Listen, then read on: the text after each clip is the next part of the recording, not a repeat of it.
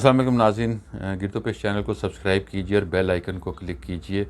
मैं हूं रज़ीउद्दीन रज़ी अपनी गज़ल के साथ। अलग में से ये गज़ल है और ये गज़ल 2004-05 के ज़माने की है और उस ज़माने में ये बहुत मशहूर हुई।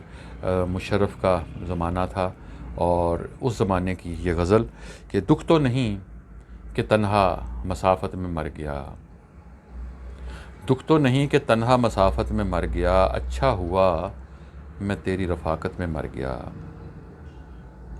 दुख तो नहीं कि तन्हा मसाफ़त में मर गया, अच्छा हुआ मैं तेरी रफ़ाकत में मर गया। हाकिम खुद अपने अहदे हकूमत में मर गया, हाकिम खुद अपने अहदे हकूमत में मर गया, जिंदा वही रहा जो बगावत में मर गया।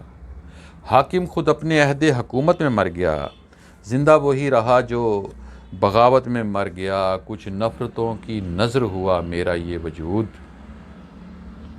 कुछ नफ़रतों की नज़र हुआ मेरा ये वजूद, बाकी जो बच गया था मोहब्बत में मर गया।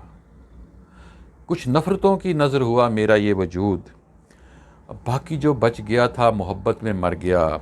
अब मुझको कभी हिसार में कब ले सका कोई, मुझको कभी हिसार में कब ले सका कोई, मैं इसलिए बस अपनी हिरासत में मर गया।